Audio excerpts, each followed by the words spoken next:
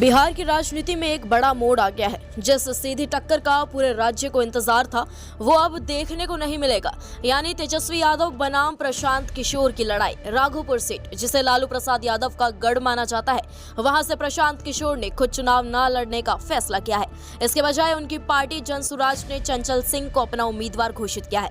Raghopur seat पर RJD के मुख्यमंत्री पद के उम्मीदवार तेजस्वी यादव बुधवार को अपना नामांकन दाखिल करने जा रहे हैं। ये वही सीट है जहां से वो लगातार 2 बार 2015 और 2020 में जीत दर्ज कर चुके हैं।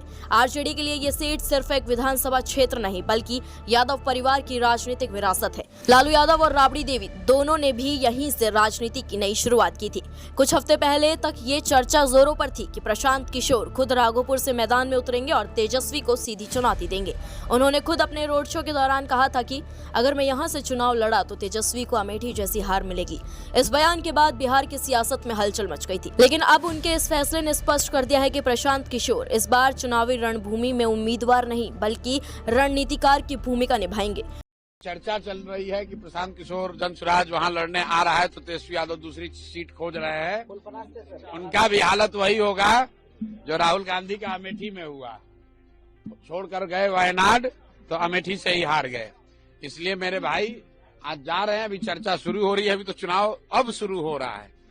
जनसुराज पार्टी के अध्यक्ष उदय सिंह ने मंगलवार को चंचल सिंह को पार्टी का चुनाव चिन्ह सौंपते हुए कहा कि ये चुनाव किसी व्यक्ति की नहीं बल्कि विचार की लड़ाई है। यही बयान पीके की नई रणनीति को दर्शाता है कि वो किंग मेकर की बजाय टीम बिल्डर बनना चाहते हैं। उनका फोकस अब पूरे बिहार में संगठन मजबूत करने और स्थानीय नेतृत्व तैयार करने पर है।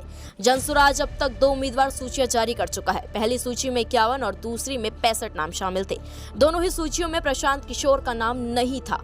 इससे यह साफ हो जाता है कि वो इस बार चुनाव मैदान में नहीं उतरेंगे बल्कि वो पर्दे के पीछे रहकर चुनावी रणनीति बनाएंगे, जैसा उन्होंने पहले कई राष्ट्रीय नेताओं नरेंद्र मोदी, ममता बनर्जी और नीतीश कुमार के लिए किया था। दूसरी ओर बात करें अगर तेजस्वी यादव की, तो तेजस्वी यादव बुधवार को राघोपुर से नामांकन दाखिल करेंगे। आरजेडी के सूत्रों के मुताबिक तेजस्वी सुबह 11 बजे राघोपुर पहुंचेंगे और समर्थकों के साथ नामांकन करेंगे। पार्टी के कार्यकर्ताओं को बड़ी संख्या में मौजूद रहने के निर्देश दिए गए हैं। तेजस्वी इस बार अपनी हैट्रिक जीत के मिशन पर है। आपको बता दें कि राघोपुर विधानसभा सीट यादव मुस्लिम समीकरण के कारण हमेशा आरजेडी के लिए सुरक्षित मानी जाती है। 2020 के चुनाव में तेजस्वी ने जेडीयू के सतीश कुमार को 38,174 वोटों से हराया था। दिलचस्प बात यहां पर यह है कि 2010 में राबड़ी देवी को इसी सीट पर सतीश कुमार ने मात दी थी। तब से आरजेडी ने इस सीट को अपनी प्रतिष्ठा का प्रश्न बना लिया है। प्रशांत किशोर के चुनाव न लड़ने के फैसले ने भले ही सीट पर सस्पेंस खत्म कर दिया हो, लेकिन इससे बिहार की राजनीति में नया संदेश जरूर गया है। जनसुराज पार्टी ये दिखाना चाहती है कि यह आंदोलन किसी एक चेहरे की महत्वाकांक्षा नहीं बल्कि नई राजनीति का प्रयोग है, जहां विचार और स्थानीय नेतृत्व को प्राथमिकता दी जाएगी। अब सबकी नजरें 6 नवंबर पर है, जब राघोपुर में मतदान होगा।